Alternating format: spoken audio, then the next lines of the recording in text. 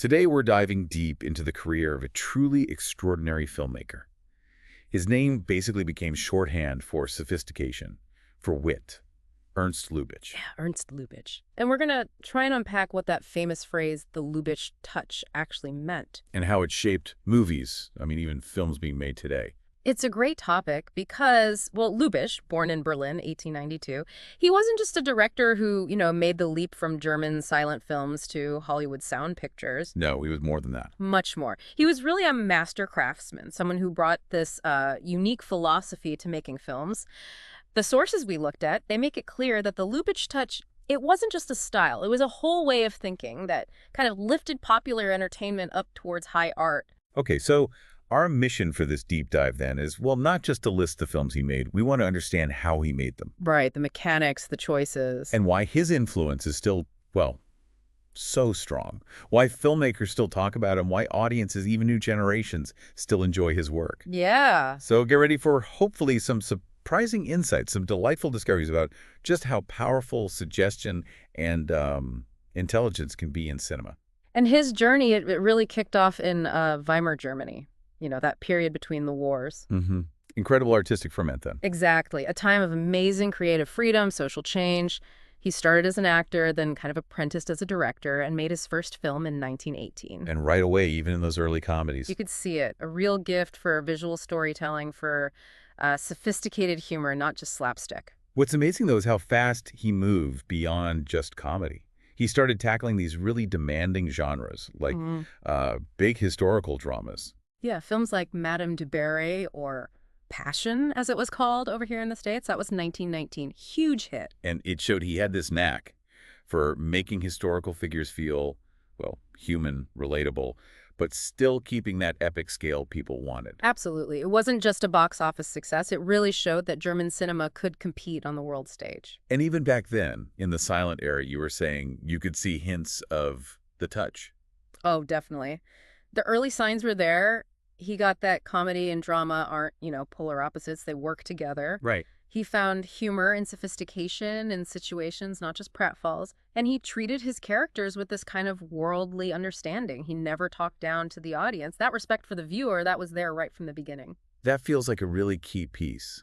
The Oyster Princess from 1919, that really put him on the map, didn't it? As a master. It did. A brilliant satire, poking fun at American capitalism, European aristocracy. All wrapped up in sheer entertainment. Exactly. Even then, he knew the best comedy wasn't just visual gags. It grew out of the characters, the situations they were in.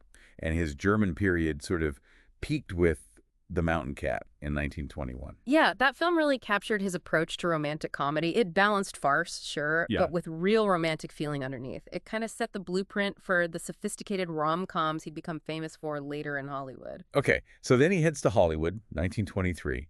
He brings this very distinct European sensibility with him. Right. And his first American film, Rosita, it starred Mary Pickford, a huge star at the time. Big deal. Huge deal. And it showed his ambition, definitely, though adapting to the whole Hollywood star system, well, that had its bumps. I can imagine. But it really flagged his intention, to bring more adult themes, more sophisticated storytelling to American movies. And he found his footing pretty quickly in the mid-20s. Oh, yeah. Films like The Marriage Circle, that was 1924.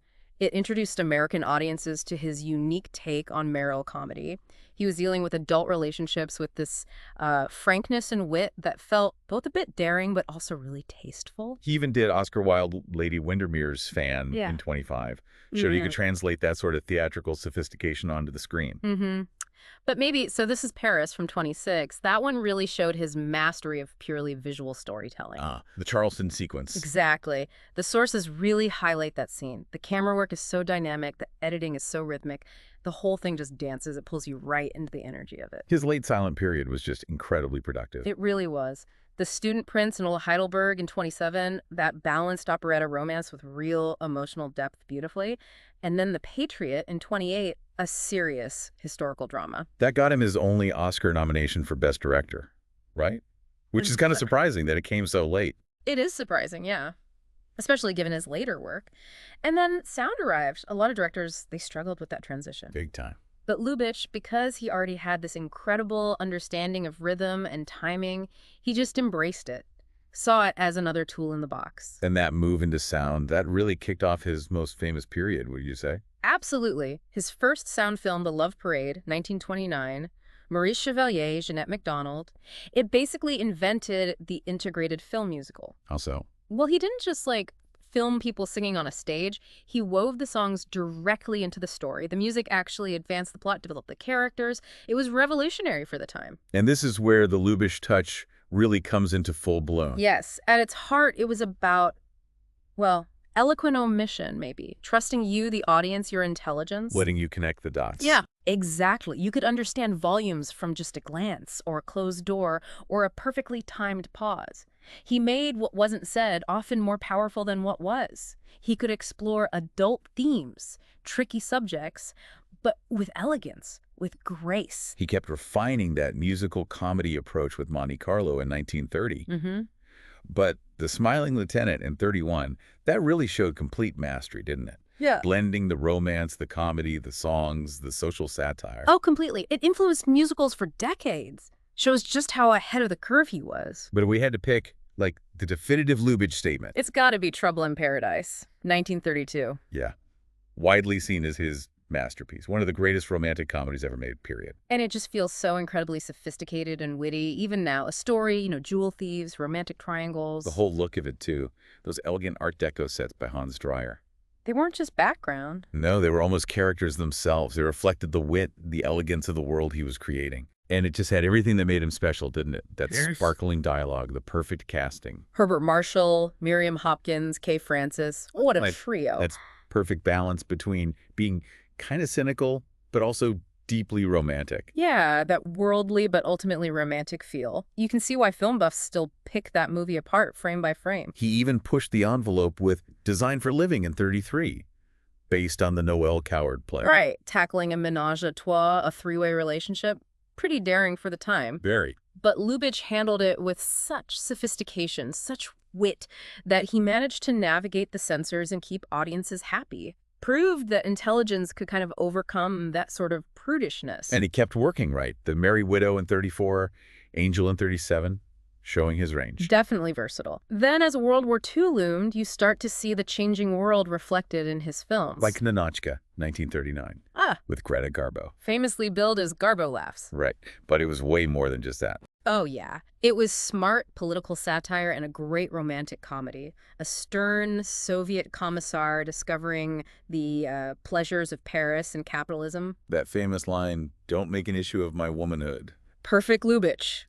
Funny, but also says something meaningful. And his satire of Soviet communism, it was pointed, but not nasty. Yeah, I wasn't mean-spirited. And the underlying message about human nature winning out over ideology, that still feels relevant. He always found the humanity, even in the most sort of rigid characters. Then came The Shop Around the Corner in 1940, which was kind of different for him, setting-wise. Yeah, a step away from the usual glamour. Set in a Budapest shop, two clerks, played by Jimmy Stewart and Margaret Sullivan. Fantastic pairing.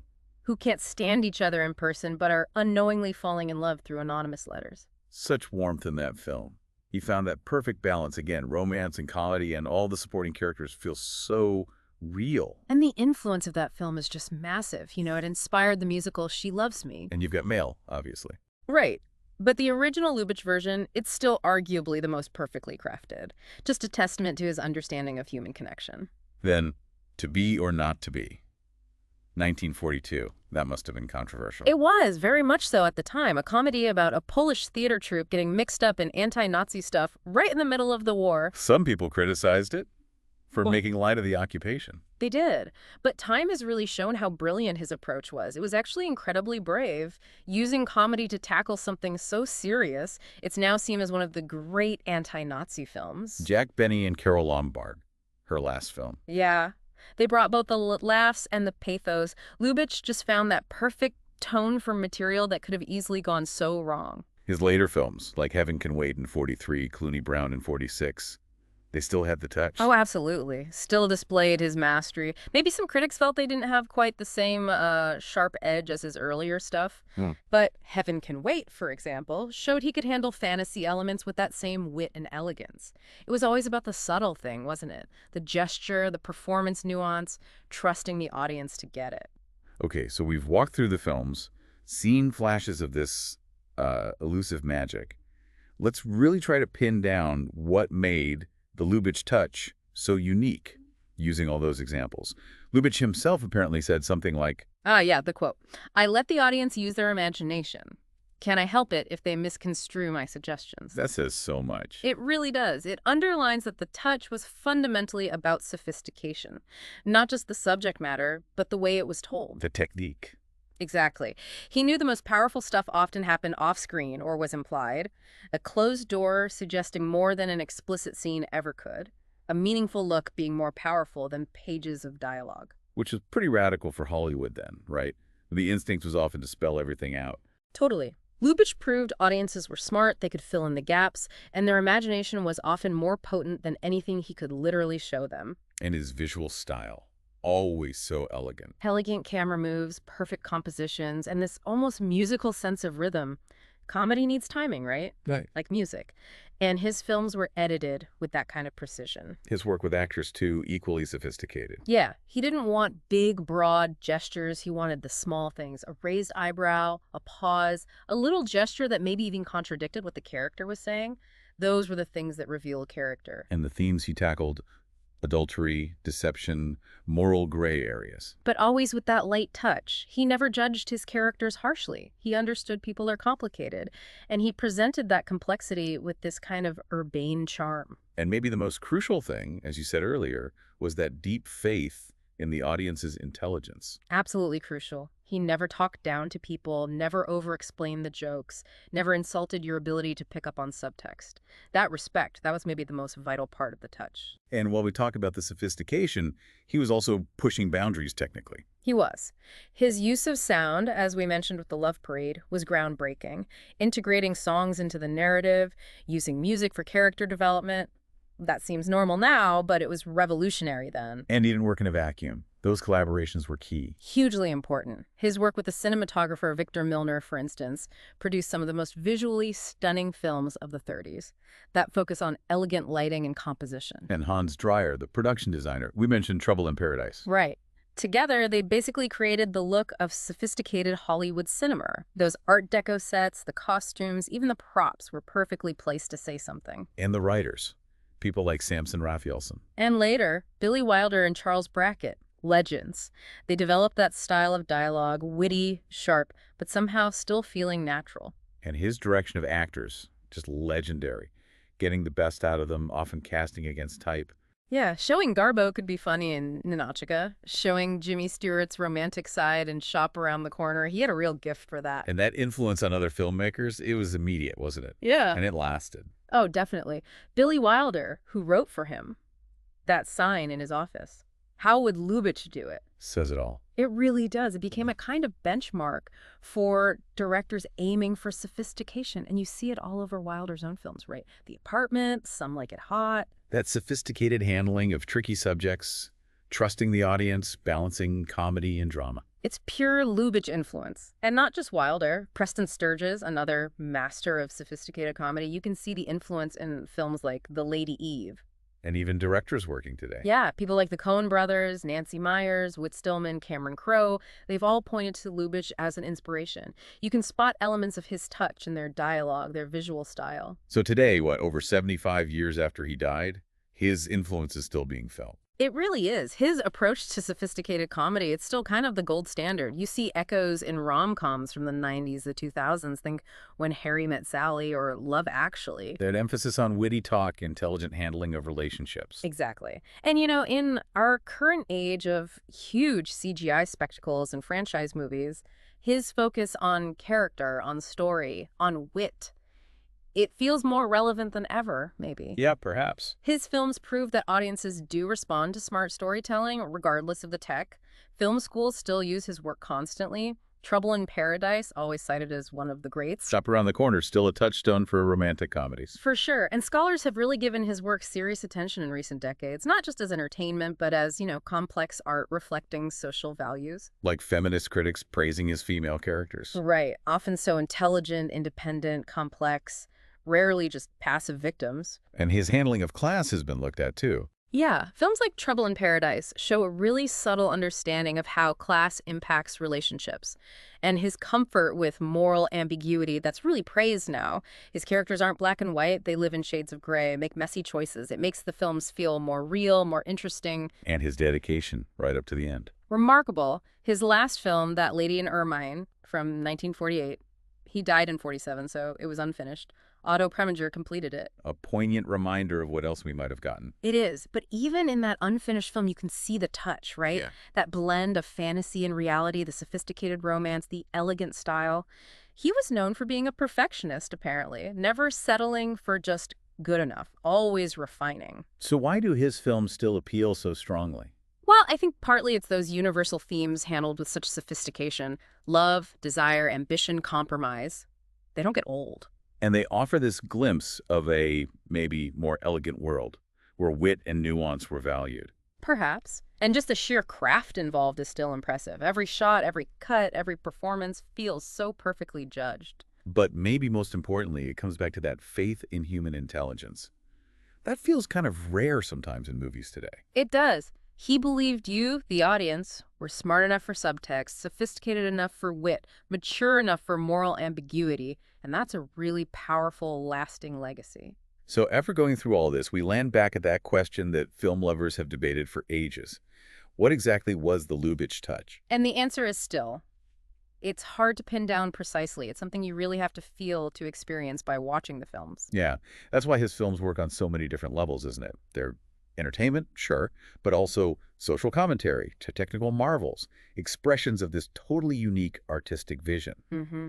They prove popular art can be sophisticated without being, stuffy or pretentious, intelligent without being dry, entertaining without being crude. His biggest achievement, maybe, was showing that movies could be high art for sophisticated viewers, but still accessible, still enjoyable for everyone. Absolutely. In a time when cinema often feels split between giant blockbusters and niche art house films, Lubitsch offers this kind of third way, sophisticated entertainment that respects the medium and the audience. And the Lubitsch touch, it lives on. Not just literally in his movies, but in that whole approach to filmmaking he represented. Yeah, any director today who chooses suggestion over showing everything explicitly. Any writer who trusts the audience is smart. Any actor who finds just the right tiny gesture to convey emotion, they're all kind of carrying on that tradition Lubitsch really established. In the end, maybe the biggest compliment you can pay him is just how fresh his films still feel, Yeah. relevant even today. It's true. In a world that often seems to prefer noise over nuance, his films are this powerful reminder that the best moments in movies and maybe in life too often come from what isn't said rather than what is. Like that sign Billy Wilder kept in his office. How would Lubitsch do it? It's a question filmmakers, maybe all of us, can still benefit from asking. Definitely. In a world that sometimes feels like it's forgotten the value of sophistication and wit, Ernst Lubitsch's films, they just stand there as this permanent reminder of what cinema can achieve when it aims for the absolute highest standards of both artistry and entertainment. The master is gone, but the touch, that remains eternal.